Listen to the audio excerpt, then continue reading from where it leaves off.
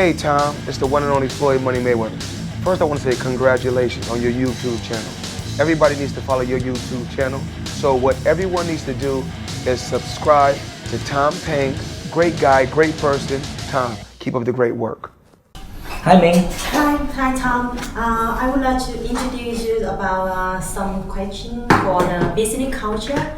Yeah, and first of all, could you introduce a little about yourself and your current business?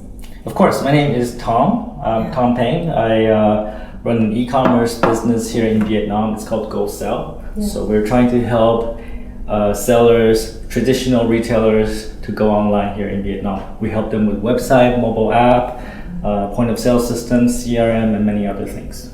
Yeah. The next one, could you show us, in your opinion, what's some similarity in the business culture between Vietnam and your home country? Similarities in business culture. It's much easier to talk about differences. Yeah. But if I have to think about similarities, I would say that, people are generally not different, right? So we, on an individual level, we are, some people are motivated by money, some people are motivated by career growth, some people are motivated by learning new things, or some people are motivated by, the friendships or relationships inside the company. Right? Everybody is motivated by different things, and I think that's very similar. In Canada, where I come from, sorry, I forgot to tell you that I come from Canada. Yeah. Where I come from, and in Vietnam, people are generally, motivated by different things, right? So as leaders, we have to understand what they're motivated by, and that way we can get the best out of them. I would say in Canada and also in Vietnam, people tend to be very diplomatic, right? They don't want to rock the boat, right? So they're very careful in what they say to their superiors, to their colleagues. They generally want to play it safe, right? I would say most people in Canada in the workplace is like that too. Same in Vietnam. Of course, there are always some shit disturbers that that want to rock the boat and make things more challenging or trying to change things, whether for good or for bad, right?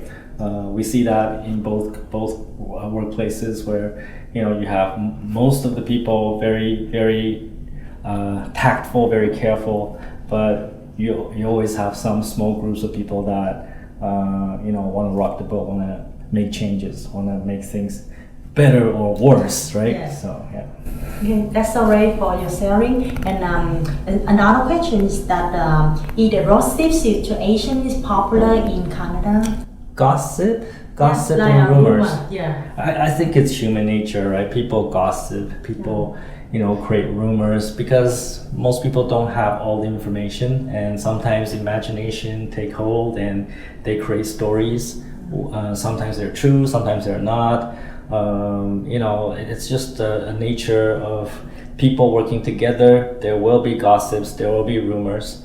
For me, I don't really care what people say, right? But some people do, and I think this is something that as leaders we have to pay attention to, because sometimes when people spread really negative rumors and gossips, it can be very demoralizing. It could be very bad for the team and for the company. So we have to be very careful when things get out of hand. We have to keep it under control.